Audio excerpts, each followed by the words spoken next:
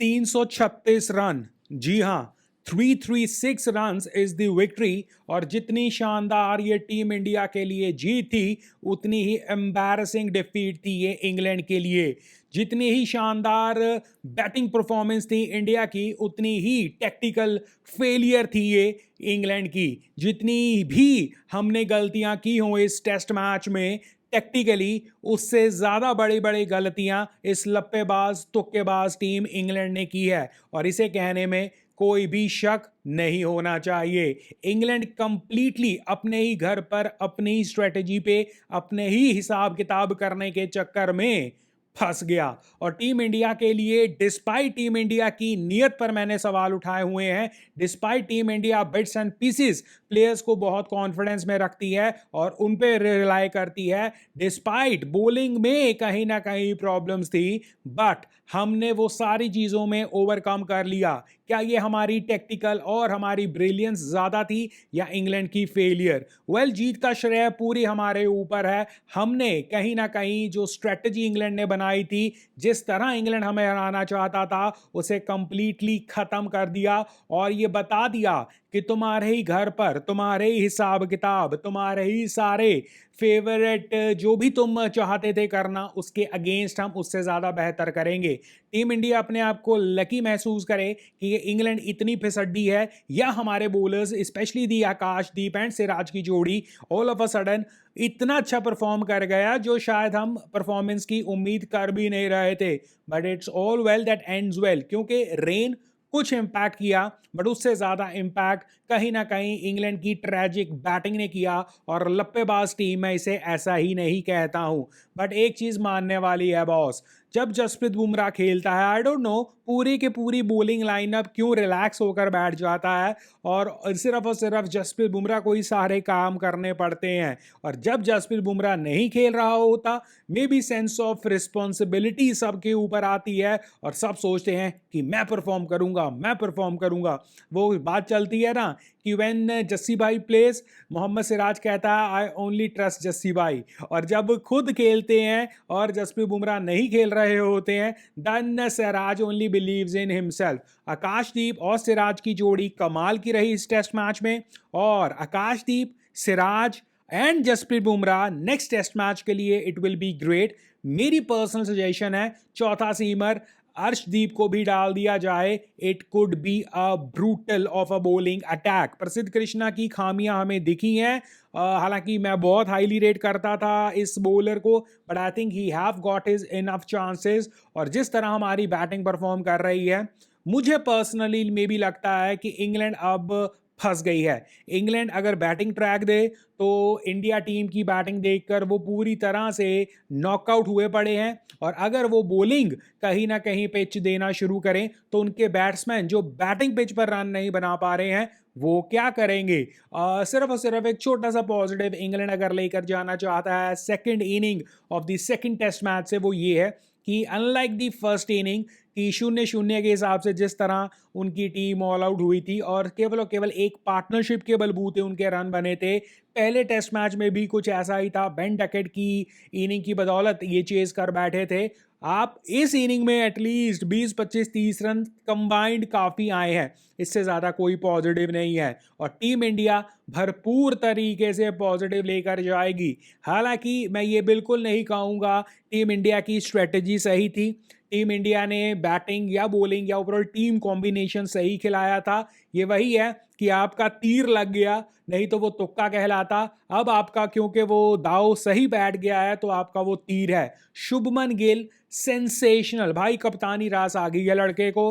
और जिस तरह अनबिलीवेबल बैटिंग ये भाई साहब कर रहे हैं, आई वॉज नॉट एक्सपेक्टिंग इस तरह की ब्रुटैलिटी फ्रॉम द बैट्समैन। और पिच भलाई जितनी मर्जी हो, शुभमन गिल के ऊपर काफ़ी ये क्रिटिसिज्म उनके कुछ जो शायद उन्हें नहीं पसंद करते हैं, या उनसे टीम इंडिया की परफॉर्मेंस देखी नहीं जा रही है, वो ज़रूर कह रहे हैं कि शुभमन गिल कहीं ना कहीं फ्लैट ट्रैक्स पर रन बना रहे हैं। बट ये फ्लैट ट्रैक्स इंग्लैंड के लिए भी फ्लैट ट्रैक्स ही हैं बॉस। और अगर इंग्लैंड का लाइनअप इस तरह स्ट्रगल कर रहा है, जहां आपका कप्तान 250-150 रन बना रहा है एक एक टेस्ट मैच में, और बैक टू बैक शतक मार रहा है, आई थिंक कुछ तो जलवा होगा ना हमारी बैटिंग का।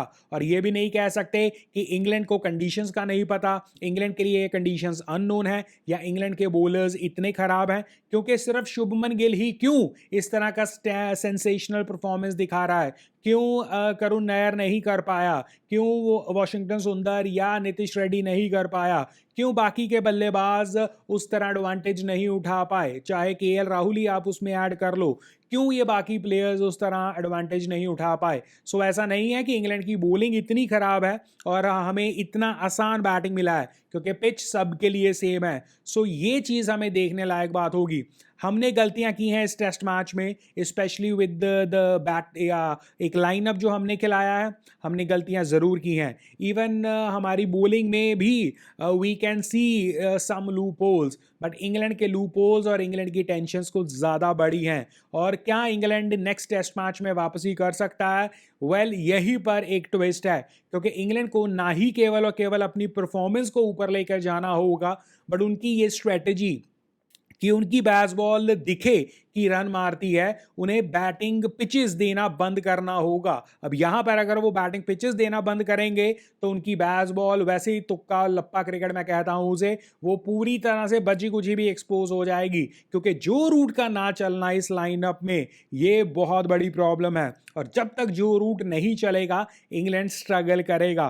तो थैंकफुली जो रूट अगले टेस्ट मैच में भी ना चले। वैसे भी Jasprit Bumrah will be coming for the next test match, और आकाशदीप ने जो कर दिखाया, मोहम्मद सिराज ने जो कर दिखाया, गेट रेडी इंग्लैंड, अगला टेस्ट मैच भी जीना हराम कर ही छोड़ेंगे ये। और बैटिंग में शुभमन गिल जिस पर्पल पैच में घुसे पड़े हैं और जिस तरह वो रन बना रहे हैं, उनके साथ केएल राहुल, जायसवाल, ऋषभ पंत, जडेजा, ये सभी रन बना रहे हैं। आई थिंक इंग्लैंड को अगर कंपैरिजन में देखा जाए तो इट इज बहुत आज की तारीख में इंडिया को एडवांटेज हुए पड़े हैं। अगेन इंडिया को अपनी स्ट्रेटेजिकल लाइनअप पे ध्यान जरूर देना होगा, और कहीं ना कहीं इंग्लैंड खुद के जाल में फंसा हुआ है, और बची कुची कसर अगले टेस्ट मैच में अगर हम फंसाकर जीत कर निकल जाते हैं, it will be way more embarrassing than England would have thought. England का मैं एक देख रहा था, आई थिंक किसी प्लेयर या किसी एक्सपर्ट की तरफ से एक बयान आया था कि ये अच्छी प्रिपरेशन है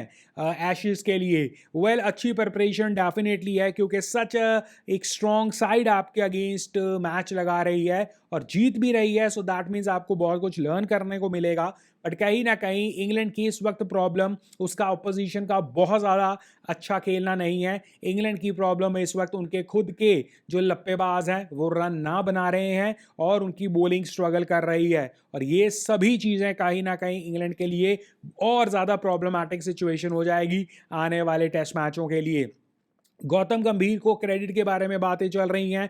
वेल, आई बिलीव गौतम गंभीर ने अपनी तरफ से सभी वो गलत चीज़ें की हैं जो वो कर सकते थे। स्टिल अगर वो जीत गए हैं तो ये वही है कि तीर लग गया है तो वह जय जयकार हो जाएगी। बट शुभमन गिल की बैटिंग को आप नहीं इग्नोर कर सकते। वॉट आई बिलीव, ना कप्तानी से, ना कोचिंग से, ना किसी और तरीके से अगर टीम इंडिया जीती है तो उसका पहला दावेदार है शुभमन गिल की सेंसेशनल एक्स्ट्रा ऑर्डिनरी बैटिंग। उसके बाद बॉलर्स की एफर्ट, क्योंकि बॉलर्स के पास एक मार्जिन ऑफ सेफ्टी था, बॉलर्स उतने कॉन्फिडेंस से बॉल डाल सकते थे, और बॉलर्स सिर्फ अपना वो काम कर रहे हैं जो उन्हें ज़रूरी है करना। हाँ, एक बॉलर ने 5 विकेटें एक बार निकाल दी, एक बार 6 विकेटें निकाल दी, दैट इज ए, वो कहते हैं ना, चेरी ऑन दी टॉप। नहीं तो सभी बॉलर्स का एटलीस्ट इतना मार्जिन के बाद भी आप स्ट्रगल जब करते हो, it is very embarrassing. Similar to what happened in the first test match. यार, इतना बड़ा टोटल आप डिफेंड नहीं कर पाए, दैट वाज एम्बैरेसिंग,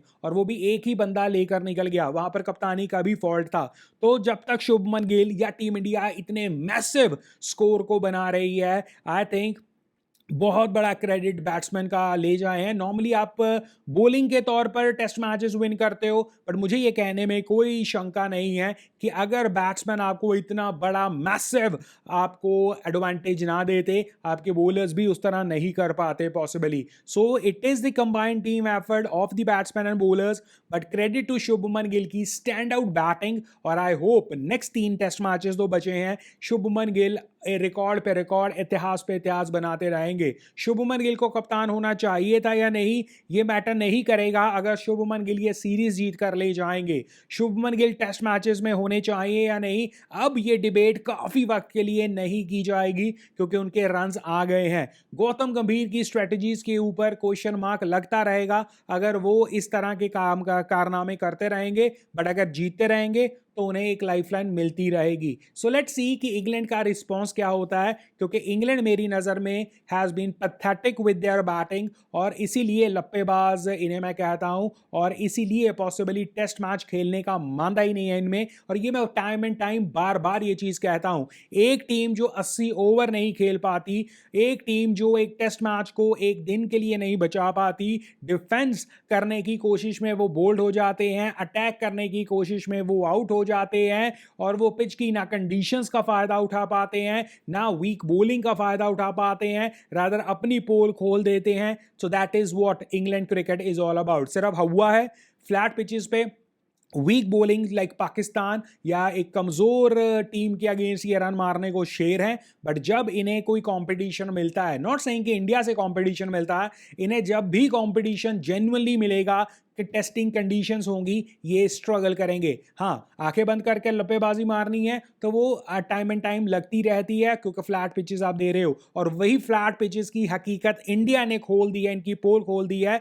कि जिस तरह Shubman Gill 250 run, could you have ever believed that कि इतने रूथलेस रन टीम इंडिया की तरफ से जाएंगे और मारेंगे। जायसवाल देखो शतक से नीचे बात नहीं कर रहे हैं, केएल राहुल हर बार अनलकी हो रहे हैं, और मैं मानूंगा कि KL Rahul temperament wise test matches को ज्यादा बेहतर खेल रहे हैं, उनके रन्स नहीं आ रहे हैं, that is a different ball, but KL Rahul भी कन्विंसिंगली बैटिंग कहीं ना कहीं कर रहे हैं। करुण नायर के 20-30 रन कहीं ना कहीं डेफिनेटली हम ये कहेंगे कि उन्हें बड़े स्कोर चाहिए, बट वो ऐसा नहीं दिख रहा कि स्ट्रगल कर रहे हैं। Rishabh Pant back to back centuries मार रहे हैं। शुभमन गिल का तो मतलब छप्पड़ फाड़ एक लगा हुआ है जिसमें वो छोड़ ही नहीं रहे हैं। सो ये लाइनअप एक कंडीशंस, इंग्लैंड की कंडीशंस जहां आप फ्लैट ट्रैक्स देते हो, और फ्लैट ट्रैक्स के बाद आपके जो लप्पेबाज बल्लेबाज हैं वो मार कर कहते हैं हम बेसबॉल खेल रहे हैं, उसकी पोल टीम इंडिया ने खोल डाली है, and that's the reality check.